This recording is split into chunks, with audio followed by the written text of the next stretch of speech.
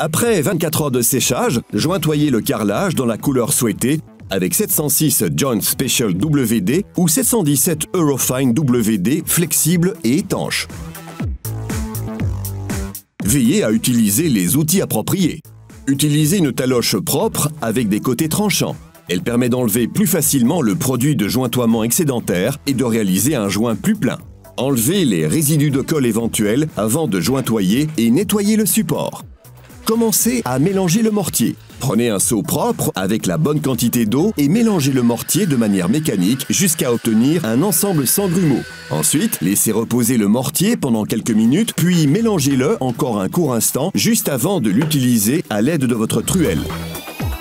Appliquez le produit de jointoiement pour réaliser un joint lisse et plein et évitez toute présence d'air sous le produit de jointoiement. Sinon, de petits trous peuvent apparaître au moment du séchage du joint. Gardez tous les raccords libres pour y appliquer ensuite le joint de mastic. Lorsque tous les joints sont remplis, laissez-les sécher pendant un court instant.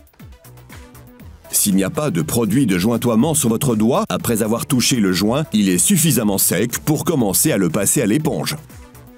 Humidifiez le carrelage avec une éponge manuelle légèrement humide. Ensuite, laissez-le reposer pendant 1 minute jusqu'à ce que le produit de jointoiement sur les carreaux se détache.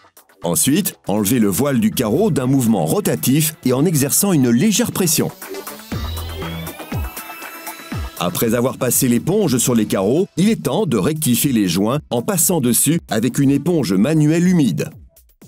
Faites-le parallèlement au sens du jointoiement et veillez à passer sur chaque joint. Cela permet d'humidifier encore les joints qui sécheront de manière uniforme. Utilisez le moins possible d'eau et rincez régulièrement l'éponge. Maintenant que tous les joints sont rectifiés, le carrelage complet peut être nettoyé à l'éponge. Utilisez pour cela de l'eau claire et une éponge propre. Passez les carreaux à l'éponge en diagonale en essayant de toucher le moins possible les joints. Utilisez tous les côtés de l'éponge. Passez à nouveau l'éponge sur les joints après 1 heure en passant encore une fois sur tous les joints avec une éponge humide. Veillez à passer l'éponge sur tous les joints. Ainsi, vous évitez la présence de salissures plus claires sur le joint et obtenez un joint de couleur uniforme. Si un voile de ciment est encore visible après le séchage, enlevez-le à l'aide d'un chiffon propre et sec. Le sol peut être jointoyé exactement comme pour les murs. Pour le nettoyage, vous pouvez utiliser une taloche à éponge et un bac à éponge, ce qui est généralement plus efficace avec de grandes surfaces. Veillez à sécher suffisamment la taloche à éponge pour éviter toute séparation du dessus du joint.